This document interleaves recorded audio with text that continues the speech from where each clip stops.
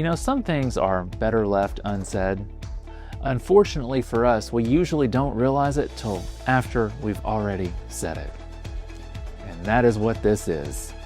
Season 2 of Love Lessons is officially on the way, but first, we've got a brand new episode of Love Lessons Unhinged.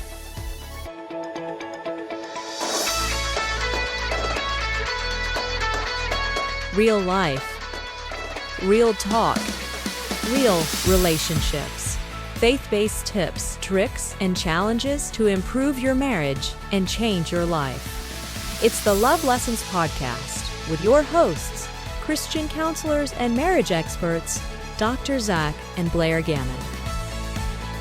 Well, hello there, friends, and welcome to Love Lessons.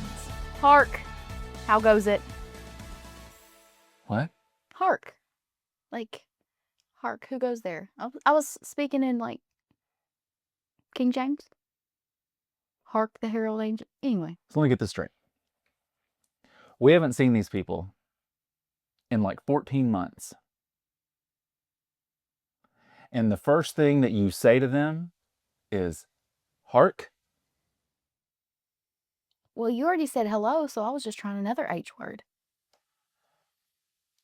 Hello? I could have done a Medea. Hello?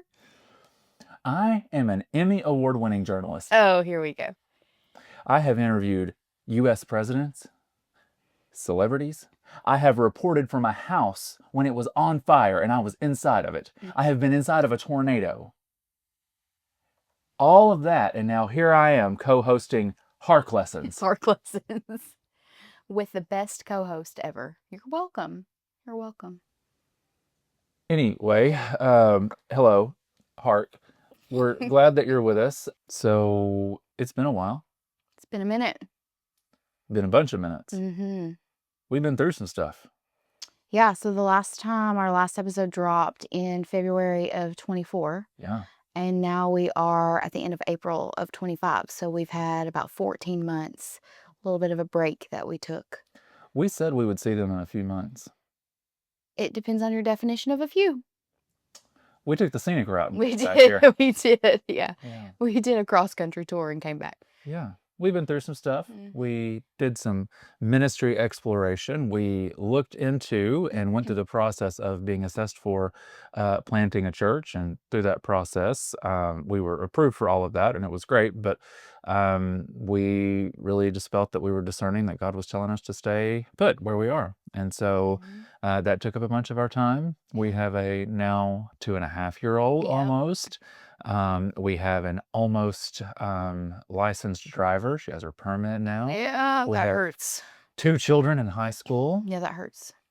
Um, Listen, I don't know how I have 2 daughters in high school when I'm still just 16 myself. right. Right. It's a weird. But my face doesn't look 16, so I'm like really confused by that. Yeah, I don't understand what's happening. Yeah. You know, many years ago, my dad, after he turned 29, he would always tell people that he's 29 and holding. Mm-hmm. And as a teenager, I thought that was the dumbest thing I'd ever heard. And now that I'm a few years beyond 29 myself, it all makes perfect sense. Yeah, just hold. Yeah. It's like ordering an entree, but telling them the parts you don't want. Yeah. Like, give me life without aging. Yeah. Unfortunately, it doesn't work that way. Mhm. Yeah, we still age. We just refuse Mm. to admit it. Right. It's great. Yeah. Thank you for joining us in our, Philosophical. is it a delusion? Delusions of grandeur? Grandeur? I mean, ain't nothing grand. Have you seen this set? We have a new studio. Mhm. It's, Blair got us kicked out of the last place. Let's just call it what it is. She got a little too ratchet. Yeah. And we were in a church, that's where our studio was, and one of the pastors actually decided that it was time for us to go. Yeah, he was Yeah. so rude, and he was like, "You guys have got to get out of here. Yeah. Pack your stuff, pack your bags, and leave." Unfortunately, I was that pastor that had to Mhm. remove us because it had to be renovated and reused for some office space. Mhm. So now it looks kind of like we're broadcasting live from Meemaw's basement. Meemaw's basement. Um, Facts. but this is the best we got. Mm-hmm. And if you don't like it, Just listen. Just listen. Don't look at our faces Right. or our set. The people who listen to this on their podcast app and don't ever watch the video have no frame of Yeah, reference. they're like, I don't care where you guys are. You Right. could be on space. On space. On space. Yeah. Yeah, they're just like, In space, on Mars. maybe that's where we are right now. Maybe Yeah, we're actually Mars. in Mars. Mars lessons. Hmm. Well, our set is new and has changed a bit, but there's also some other changes that have happened. Am I going through the change? I don't think so, but I've never done it myself. No. So I don't really know all the aspects of it. I've got Okay. some friends who tell me about it. No, it's not menopause. You have lost a significant amount of weight since we started this journey. And you got braces too. So it's like looking at 16-year-old Zakk all over again. Yeah. I lost 94 pounds since October of 2023.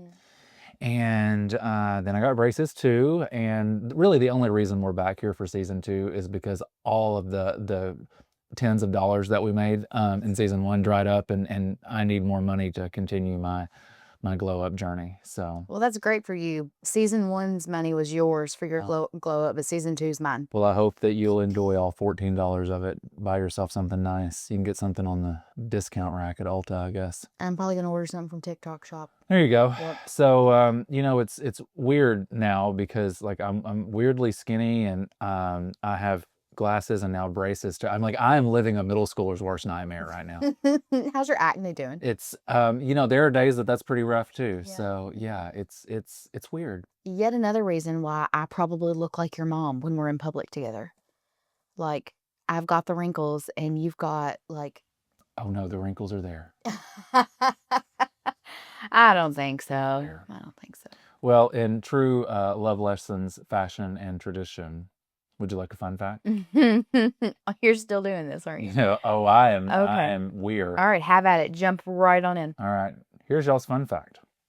Among their many responsibilities over the years, bridesmaids traditionally would dress in similar bride-like dresses and gowns to confuse rival suitors, evil spirits, and robbers. I think the best one's the evil spirits. Like, What are they going to do to an evil spirit? HARK. maybe. Okay. Did robbers steal women back then? Steal brides? Yes. Have you studied history at all? I mean, I know that women have not necessarily had the best history when it comes to being protected, but I didn't know that brides were like this hot commodity on the market, like women at the altar. Like, you're wearing a white dress, I'm gonna steal her, as opposed to yesterday when she was just wearing a regular petticoat. I don't know. Here's what I want to know. You have been a maid of honor in a wedding, and yeah, Okay. yeah, you did. Okay. Wow, it was clearly impactful. I was going to ask I if can't even you. think I've ever been to a wedding in my life, actually. That's awkward. Except for my own, but we already talked know- about that. It wasn't really a wedding. But I don't recall you fending off or confusing any evil spirits or robbers or rival suitors. No, I also didn't wear white. And everyone knows that only the bride wears white. And so if her maid of honor or bridesmaids came in wearing white, I feel like that would be big beef. Big beef, lot of tea. That's exactly what they were saying in the year 1237, the year of our Lord, when they were fighting off rival suitors And evil spirits. and evil spirits. HARK. Who goes there? You go with no more. So I have a question. Why do you always start them off like this? The people need to know. Okay, curious case of Zakk Gaming. Let's get it together. Why is it that sometimes women start cleaning angrily and they don't share that they're going to start cleaning? They just do it, and then they get angrier because their husbands and or other individuals in the home don't start cleaning with them when they never told them that was what was happening. Okay, well, wait a second, though. They don't start angry cleaning. They start cleaning and then become angry. Okay. Difference. Sure. Why though? Why do you do that? So, like, when it's time to clean, I'm not the only one that lives in this house. Everyone else can jump up and they can pitch in and they can do what they need to do. No disagreement there. Okay. We don't establish when it's time to clean. And we can be like watching a TV show and a commercial comes on. Praise the Lord, we don't have many of those anymore. And you get up and like you're going to go to the bathroom or going to get a snack or something like that. And then all of a sudden, 20 minutes later, you're like angrily scrubbing the countertop in the kitchen. And I didn't even know I didn't know it was time to get Scrub Daddy out. Okay, well, women probably need to communicate better. Not going to disagree with that. However, I'm not sure what it's like in other people's house. I can only attest to my own home. And unless I lovingly encourage people to assist me in doing chores and reminding them in a loving way, I usually don't get said assistance. Is it loving? We're going to call it that. Mm. We're going to call it that. What if it was just like, hey, I think I'm going to go clean this now? Well, because I don't like get up thinking, that oven looks like it needs a good scrub, in the middle of watching something. I have a thought that leads to another thought. And then like 3 thoughts later, I'm like, let me look at that oven. And then here you go. So it's not, feel my like intentions aren't. There's a journey that happens. Yeah. And I wasn't invited on the journey, but then You're expected to I'm show up at the expected- destination. Right. So what would you prefer? What would you prefer happen? Come help me clean this oven, boy. So instead of being angry that you're not reading my mind, that you're not doing it, okay, but you know that you've recognized that I'm rage cleaning. Sure. Which is scary. You've recognized that I'm cleaning. Right. Should that not be the communication that you also need to do that? But I'm not paying attention to you, or I'm in another room. I don't recognize that it's happening. It's rude that you are not constantly paying attention to me. I don't know what to tell you. That is the most unloving thing I've ever heard. I'm the center of your universe. I'm your moon and your stars, and you're telling me that you don't know if I'm scrubbing the oven? That's ridiculous. You should talk to a therapist about this. I don't know any good ones. So here's a follow-up question. Okay. Similarly to your rage cleaning, why do women sometimes create schedules in their heads and stick to those schedules, but don't tell anybody else there is a schedule? I mean, the women are responsible for the logistics. Absolutely. And maybe they do tell that there's a schedule, and the other party, we won't say the husband, we'll just say the other parties involved, don't hear them when they say, here's the schedule and here's what we're doing. You didn't tell me that. So I would say, can we give the women who keep the train on the tracks a break? Because I think they probably do communicate at times when things need to happen and how they need to happen. And maybe it's not heard or validated and or made a priority. And so they're like, they're not going to listen anyway. I'm just going to keep on logisticking. I call BS. I didn't know that was a phone call you could make. Hello. Ring, ring. Why do you say that's not? There have been times you don't. To be fair to you, you don't even like. You don't ever be like, you're not following the schedule. You just start getting irritated and a little more irritated, and I'm like, what's wrong? And you're like, well, I wanted to go do this, and I wanted to do this, and then I wanted to do this, and I'm on board with all that. I just didn't know where the board was. It wouldn't matter if you did, because it would still take you 5 to 7 business days to do it, because you're the slowest person in the world to transition from one task to another. Men are waffles and women are spaghetti. And so when I'm doing tasks, it reminds me of other tasks and then other things and then other things I need to put on my schedule. And then, oh, I need to do that. Oh, I need to do that. And so it's not necessarily that I've created this master schedule. It's that all of my spaghetti is intertwining and I'm thinking of all of the things that I need to do and I'm trying to plot it out like I'm a mathematician. And you're just stuck in your little waffle box going, am I wearing underwear? I mean, I don't know. It's a fair question. Yeah. Yes, right now. If I washed them. Yeah, right. I will pour maple syrup all over that spaghetti, like Elf. As long as I know that there's spaghetti cooking. Okay. You give me the schedule. Mm-hmm. I don't even need to know every step of the schedule. As long as I don't get in trouble for not following the schedule I'm not aware of. I'll tell you about the schedule as long as you don't act like you didn't know that I told you. Put it on my calendar. Send me an invite. That's a lot of work for me.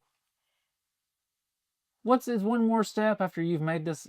I have to very then take intricate my schedule. phone out and then start sending you, labeling and sending you calendar invites with dates and times when I could just like, hey, we're going to do this, this, and this, and you could put it on your own calendar. I'm not your assistant. No, but you're also not my communicator very well either. That was the most. That sentence didn't even make sense. Well, you're doing a great job communicating. You're not even my very well communicator. Yeah, the person with a history in communications is doing a great job right now. I think I wish there was a podcast that talked about how couples could communicate better. Yeah, handle conflict. Yeah. You should listen to season 1 of Love Lessons. Oh, what are the hosts like?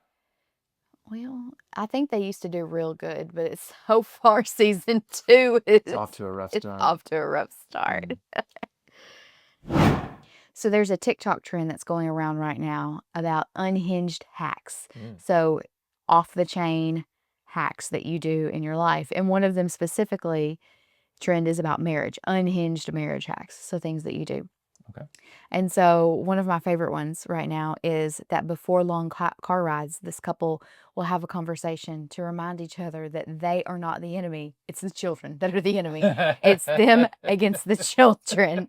And it helps them get on the right foot and like hack car rides. Because think about it, like how many times are you trying to get out the door and you're at each other, or you're in the car and you're which direction you're taking? Did you look at the GPS? Stop, we gotta get set. You know, like all of that. And so this is a pretty smart way of like, we are on the same team. It's them. They're the problem. Right. I mean, how many times have we been planning or leaving or have left to go on like a romantic getaway, like a weekend with just us, and we get into a pissing match in the car before we even leave town? The best ones, which we don't get to do anymore because we don't ride to church together, is when you get into it on the way to church or getting out the door to church, and then you're like, and then you get in the door and you're like, life is great. The Lord is so good. And you're just giving evil eyes to your spouse. Yeah. Right. That's funny. This is the day the Lord has made it. I will rejoice. I will be glad in it. Your children really aren't your enemy, but it is funny. It is a joke. It is a joke. So another one that's really funny is this woman, when she is trying to get her husband to help with the dishes, she'll say, the dishes need doing and you need doing, and I only have energy to do one of those. And she says her husband does the dishes in record time. And that's genius. A stamp seal of approval. Seal of approval. I mean, I stole it. 100%. I'm going to steal that hack. I think that's I a think good it's great. idea. Yeah, absolutely. She'd use good communication. She laid out expectations. She sure did. There was no misunderstanding on his part. No. He I met think those it's great. expectations. I think it's great. I'm assuming that she followed through with her end of the deal. Life's good. We don't use sex as a bargaining chip. We don't hold it over people's heads. However, if there is agreement that like, this is what I want and this is what I can give, and we come together and agree, absolutely. Do the dishes to each other. I mean, Dr. Lehman actually has a book called Sex Begins in the Kitchen where he talks about what that looks like. So she's just using those skills. I think it's great. Kudos to her. Yeah, smart. One of my other favorite ones, this woman, it's her hack for revenge. But maybe she's just using it as it's indirect communication. So we're not going to give her like 5 stars quite like we gave Dishes Lady. But hers is that when my husband makes me mad, I will make his favorite meal, but then I add mushrooms to it, which he hates. And so that is her way of communicating to him that she's displeased so that he would change his behavior. We do not recommend that. Not healthy, but hilarious. But funny. Yeah. Not appropriate, but fun, which is most things that are inappropriate usually are funny. What is the thing that you hate that I would put in? Like, I'm trying to think of a food that you like. Like coconut maybe, or I don't like mushrooms. You don't, but you don't hate them. Okra. Yeah, you do have a hate towards okra. Yeah. The Lord made it. I'm not sure why you hate it so much. The Lord made tornadoes too, but we don't appreciate when they blow our house down. Okay, I'll give you that. I want you to know that we're all here for you. Me, everyone watching and listening. We love you very much. What are you talking about? We care about you, but we have some concerns. This sounds like an intervention. That is what it is. You have a very serious addiction that we have to talk about. Is it to them cinnamon discs? Because I do like them. I like them chocolate frosted donuts too, Yeah. man. No, this is something much more serious and much more sinister. It is causing harm in your family. It is bringing dysfunction. It is bringing dishonor on you, dishonor on your cow. What did I do? Gosh. It's time to come clean and admit that you're addicted to buying pajamas for the toddler. No, you didn't. This has gone on long enough. The first step is recognizing you have a problem. The second step is admitting you have a problem. And the third step is seeking help. But how do we know that it's a problem? Like, what's the thresholds? It's kind of like, we all know that meth is bad. So even one meth shouldn't do one meth, right? Don't ever do one meth, Right. friends. Compared to like eating, we all know that there's disordered eating, but we all still have to eat because it's like a function of life. And so there's a lot of gray. And so I kind of see like toddler pajamas as that, because like toddler still has to wear something to bed, has to wear pajamas. And so like, what am I doing that's so wrong outside of like a normal thing? How many pairs of pajamas does Judah have that he can currently fit in? Tell the truth, Blair. Okay, We care but about some of these were like This is a safe place. handed down. They were. Absolutely. But that's not my question right now. We'll get to that in a moment. How many pairs of pajamas does your son have that he can currently wear? That were not handed down? No, total. We'll get to the handed down. How many? I think there's 27. I think there's 27. 27 pairs of pajamas. Okay. How many times, how often do you do his laundry? Once a week. Okay. So let's say that we were being generous and he, got some dirty and we wanted to have 2 sets per day. That'd still be 14. I didn't buy all of these. They were given to me. Right. So here's my question. I wouldn't buy 27 pairs. You would. No, I wouldn't. You're a liar. I would buy 14.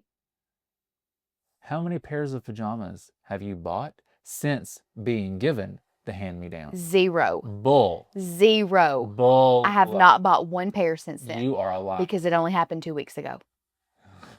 We were giving them a while back, but I only pulled them out and did a clothing size rearrangement 2 weeks ago. And so... So what you're saying is it wasn't yours, you were just holding it for somebody. Oh my goodness, no. I'm saying that I did the clothing size rearrangements and pulled out the next size up and got out and washed and folded and all of that stuff. And there were 27 pairs, and that was 2 weeks ago. And so I have not bought him anymore because he has 27 pairs, and that's excessive. And how many? Thank you. So They were given to me. it's not mine. I'm just holding it, officer. I wouldn't have bought 27 pairs, but I couldn't turn 27 pairs away. Do you know how many excavators and dinosaurs and lions and fire trucks? Absolutely. I mean, he has to have them all. Sure. Okay, but can I tell myself a little bit? Oh, absolutely. This is a safe place. It's not regular pajamas that are my problem. That's not what really gets me my itch fixed. I don't know if that's right. Itches get scratched. Scratch. You're trying to get your fix. I'm trying to get See, I'm terrible at being an addict. It's holiday pajamas. Yeah. Specifically. Yeah. If they have a 4-leaf clover or an Easter egg or a ghost or a turkey or Martin Luther King on them, I'm buying them, because there's nothing cuter than a sweet, clean, little cuddly baby with his big blue eyes looking at me in holiday pajamas. It's a memory. I have bought a memory. I can quit anytime I want, but I'm not going to. How many times in the last 2 weeks since you've done this little switcheroo have you had to talk yourself out of buying more pajamas? Well, I haven't really been to any stores where they have pajamas. I've not been looking at them. But also, there's no fun holidays coming up, so I'm not tempted. Now, I will say, if you get me to Halloween and Thanksgiving and Christmas, I feel a sense of like, ooh, gotta buy them all. Ooh, gotta buy. I also will self-admit that I may have bought him some he already had and not realized it because I just like to buy them. Oh.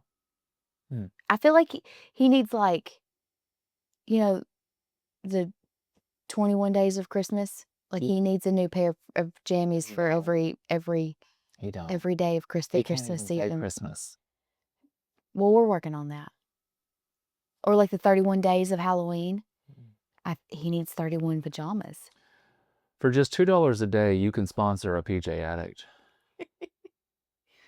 lovelessons.fm/donate. I want it, but I also recognize that it's excessive. You reckon? And so I want 31 pairs for Halloween, but I'll have like 5 or 6. And then at Christmas, there's probably 10. But I also make it part of his Christmas present.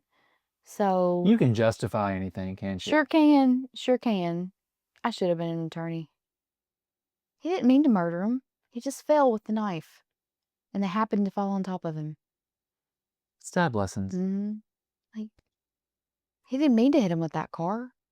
The sun was in his eyes. Right? The tent was too dark. The other person was wearing a black shirt and he should have been wearing a yellow one. I don't know. I can stop anytime I want.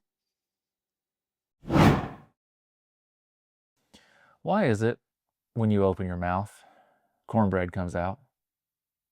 What are you talking You sound like cornbread. I don't sound like cornbread. Hey, y'all. How's your mama and them? Okay, I sound like I've eaten cornbread, but not that I am cornbread. I'm cornbread adjacent. It's interesting to me because we're both from Middle Tennessee, and we both kind of grew up In the holler? in the holler. And I don't know if maybe it's just because my accent over the years has just kind of blended in with the different places I've lived or what, but we don't sound the same anymore. And my favorite example of this is probably a year ago. We were in Indianapolis, Indiana, at a Whole Foods, and I've never been to Whole Foods before. we know, bless your heart. They, I wouldn't really consider them North. They're like Midwest. Yeah. But they're not in the South. But they're South adjacent. There's plenty of people there. Like, they know what y'all means, but that's probably it. So we are in, then tell me why this happened. We are going to checkout. We're going to the self-checkout. And it was unclear based on the signage of where we're supposed to go. And so Blair looks at the person working at the checkout counter or in the general vicinity and says, "Do we go here?" And she says something. We're far enough away that we can't understand what it is that she says. And so instead of Blair saying, "Excuse me," or "What was that?" or "Could you repeat that?" Tell him what you said. Do what? Do what? I'm supposed to do what? And the girl looked at you, and the look on her face was like, Do what? She didn't know what I meant. She had no idea. Yeah. You had to translate. I had to translate redneck. Do what? Why are you like cornbread? Well, and then, okay, so that's true because then we went to Detroit. Yeah. Last fall. Yeah. For some meetings, and there was a little bit of a language barrier. Yeah. And I don't even think I talk that Southern, but I think I was I probably. don't think I talk that Southern. But I was probably also talking pretty fast. So those things combined together, it was like they were trying to translate a different language. I mean, I don't have like a Northern or a Midwestern accent. Like, I sound like I'm from Western Kentucky, but you sound like nobody's ever let you out of like the 3-mile radius of the holler. The difference is that I keep it in the holler where it belongs. Yeah. I don't take it into Whole Foods. That's I keep it with Mama and them. That's the name of my memoir, From the Holler to Whole Foods. Okay? It's the story of the Lord's redemption in my life and his sanctification. That's going to be a bestseller on the Dollar General Times. I just think it makes me endearing. I might be able to do like my picture on the cover, like a selfie, you know? Do like the glamour shots from the 90s. Yeah, with a boa and blue eyeshadow. And that'd be it. Mm-hmm. That'd be it. With a picture of a Holler on one side and a picture of a Whole Foods on the other. That's great. Mm-hmm. That's great. Started from the bottom, now we're here. Do what? Okay, can we be serious for a little bit? I guess. Why? Why don't we have to be serious? We have to give the people something useful for them to be able to apply to their lives and some actual love lessons. Fine. All right. Fine. Be serious for just a second. We do have a really exciting season 2 coming up. We're going to talk about a lot of ways that you can love well in your marriage. Take a look. Season 2 of Love Lessons is all about learning to love well, on purpose, with grace, and through every season of marriage. After unpacking conflict and repair in Season 1, Zakk and Blair are taking a more intentional turn this time around. How do we create connection before the crisis? How do we build a love that lasts through changing schedules, unmet expectations, parenting challenges, and the daily chaos of life? This season dives into everything from emotional and spiritual intimacy to money, in-laws, sex, and surviving the middle seasons of marriage. And yes, there are still unhinged moments, surprise stories, and chaotic bonuses that will leave you laughing and loving more. You'll laugh, you'll relate, and you'll walk away with real tools to build a stronger marriage, one conversation at a time. Join us for more real life, real talk, and real relationships on Season 2 of Love Lessons. Well, I was right. About what? Of course you were. About what? They don't want any of this. You were right. What a lackluster start to Season 2. Season 2. All right, we've tortured these people long enough. I think it's time to let them go. Open up the barn doors and let all the cows out. Run. Run while you still can. Run, little cows. Moo. Please get me off this train ride. I'm tired. We got to land this plane. I'm done. They're done. They're tired of hearing about this. Unhinged episode 1 is done. We will jump to actual usable content in episode 2 when we talk about loving well. We're excited about that. It is really going to be good. Yeah. So be sure to check us out. As always, find us online at lovelessons.fm. Be sure to subscribe wherever you get your podcasts or on YouTube. Or we are on this fancy new thing called Substack. That's where our podcast and all of our videos and all of our content are being hosted now. If you subscribe there, you can get an email every time that we publish new content, every time that an episode goes live. And it's just a really great way to connect and stay up to date. So we hope that you'll join us over there. Head over to lovelessons.fm to get access to all of that. Also, Dirty Laundry is back.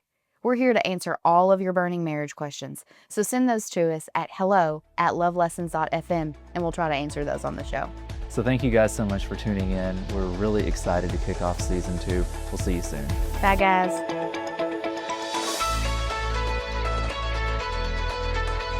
Thanks so much for tuning in to this episode of the Love Lessons podcast. If you enjoyed the show, please be sure to rate, subscribe, and leave a review wherever you get your podcasts. That helps others find the show, and we are so thankful for your support. Thanks for joining us. See you next time.